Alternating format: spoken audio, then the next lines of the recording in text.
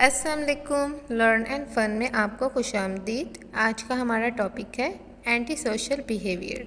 Anti social behaviour سے مراد ایسا کردار ہے جو کہ social values, rules and regulation اور اخلاقیات کے تقاضوں کو پورا نہ کرے اور اس کی مخالفت کرے۔ یہ ایسا کردار ہے جو امن اور سکون کو شدید نقصان پہنچاتا ہے، سماجی توازن کو بگاڑتا ہے اور لوگوں کو انسیکیور کرتا ہے۔ سماج دشمن عناصر بچپن ہی سے غلط سرگرمیوں میں شامل رہتے ہیں۔ یہ ایسے عناصر ہوتے ہیں جو ماحول کو خراب کرتے ہیں۔ اکثر غلط صحبت کی وجہ سے بھی یہ کردار جنم لیتا ہے۔ ان میں کچھ ایسے افراد بھی ہوتے ہیں جو وقتی حالات، ایموشنل کنڈیشنز یا کسی لالچ کی وجہ سے سماج دشمن کارروائیوں میں ملوث ہو جاتے ہیں۔ بعض افراد کم سن مجرم بھی ہوتے ہیں۔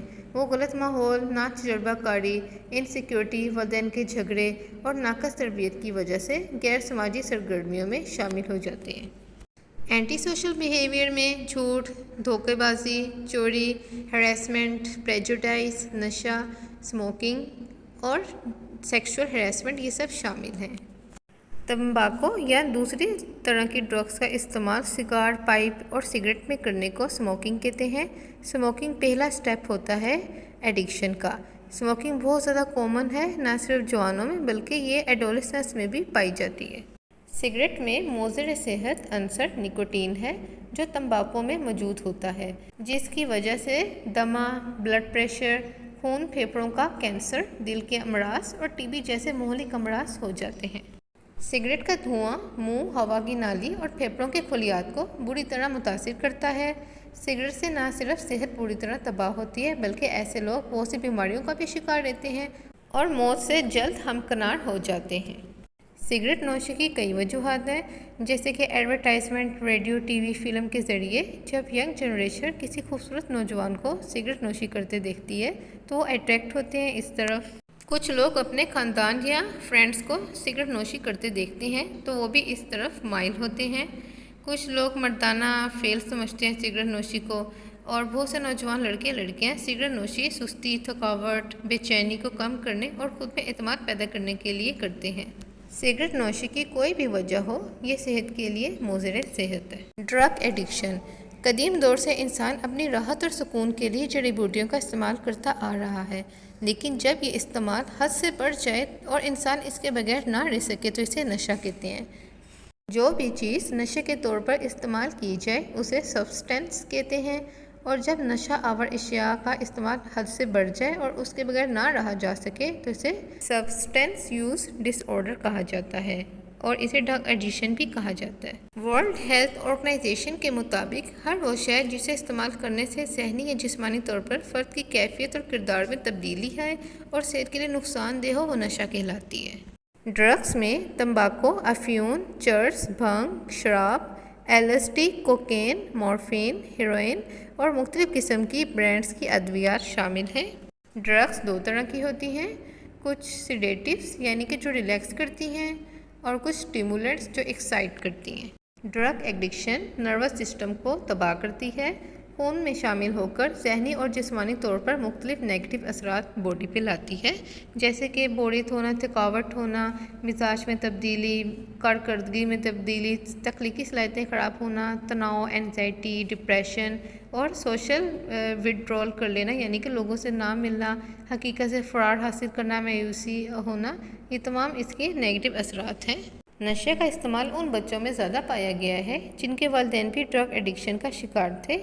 اس کے علاوہ غلط ماحول، تربیت، خاندانی جھگڑے، والدین کے جھگڑے، جنسی بے راہ روی، مذہب سے دوری، یہ سب نشہ آور اشیاء کی طرف انسان کو لے جاتی ہیں۔ نشہ کرنے والا اشیاء کے معمولی استعمال کو آہستہ آہستہ بڑھاتا جاتا ہے، یہاں تک کہ اس مقام تک پہنچ جاتا ہے جہاں پر موت اس کا استقبال کرتی ہے۔ فرد جب ڈرگ ایڈکشن کا شکار ہوتا ہے اور اسے جب ڈرگز نہیں ملتی تو اس کے اندر اینزائٹی اور ڈپریشن جیسی کیفیت جنم لینے لگتی ہیں۔ اس کا جسم نشہ نہ ملنے کی وجہ سے کانپتا ہے اور ٹوٹتا ہے، اور نشہ حاصل کرنے کے لیے تمام اخلاقی، سماجی اور صحت کے اصولوں کو توڑتا ہوا نشہ کرنے لگتا ہے۔ اس سے نہ صرف اس کا کام، خاندان، دوست، احباب سب کچھ ڈسٹرب ہو جاتے ہیں۔ بعض ڈرگ ایڈکٹ جرائم بھی کرنا شروع ہو جاتے ہیں۔ اس لیے ہمارے مذہب میں ہر طرح کا نشہ آور اشیاء کی سخت ممانعت ہے۔ एग्रेसिव बिहेवियर जो कि टॉर्चर करे दूसरों को, इंटेंशनली या अनइंटेंशनली वायलेंस के ज़मरे में आता है। वायलेंस का मीनिंग है एक्सट्रीम एग्रेशन, जो कि किसी को नुकसान पहुंचाए, उसे ज़ख्मी करे या तकलीफ़ दे।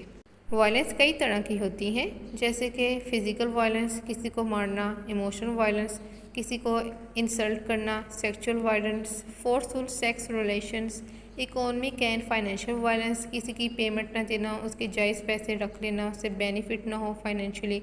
सोशल वायलेंस जैसे कि बाइकआउट करना, स्ट्राइक करना। स्पिरिचुअल वायलेंस किसी के बिलीफ का मजाक उड़ाना, किसी को मजहबी इबादत करने से रोकना। शख्सी तशद्दुद के तहत लोगों को तशद्दुद का निशाना बनाया जाता है, जिसमें मर्द, औरतें, बूढ़े, बच्चे कोई भी हो सकता है। इन्हें किसी किस्म का नुकसान पहुंचाया जाता है, जैसे कि मारपीट करना। इसकी वजह यह है कि अपनी नफ़रत की फीलिंग को सेटिस्फाई किया जाए और बदला लिया जाए।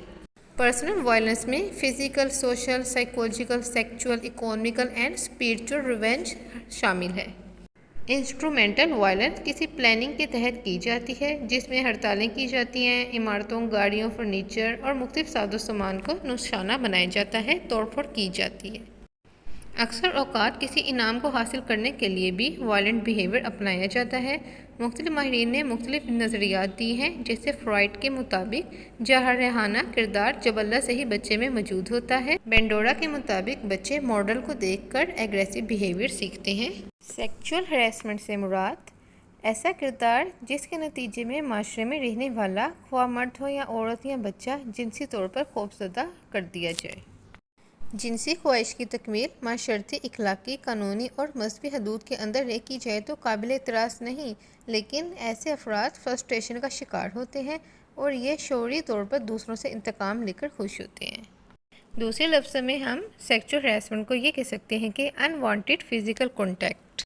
सेक्सुअल हरेसमेंट की डिफरेंट फॉर्म्स हैं, जैसे कि अपने सेक्स ऑर्गन्स को दिखाना, ऐसे किसी टच करना कि दूसरा अनकंफर्टेबल महसूस करे, सेक्सुअल जोक्स करना और रेप केसेस इसमें शामिल हैं। सेक्सुअल हरेसमेंट की काफ़ी सूरतें हैं, जैसे कि ताकतवर तबका गरीब तबके को जिनसी खूबसूरती का शिकार बनाता है और लो सोशल इकोनॉमिक स्टेटस के लोग अमीर लोगों के हाथों खिलौना बन के रह जाते हैं। जेंडर डिफरेंसेस सेक्सुअल हरेसमेंट का ज़्यादातर शिकार मुलाजमत पेशा ख़वातीन होती हैं। इनको इनकी वर्क प्लेस पे, इदारों में, दफातर में, बसों में, बाज़ारों में, इसके अलावा पब्लिक प्लेसेस पे हरेसमेंट की जाती है। बास अथॉरिटेटिव हस्बैंड भी सेक्सुअली हरेसमेंट करते हैं, जैसे कि जिनसी अज़ा को दिखाना, जिनसी खौफ पैदा करना, अज़दवाजी ताल्लुकात में मैरिटल रेप करना शामिल है।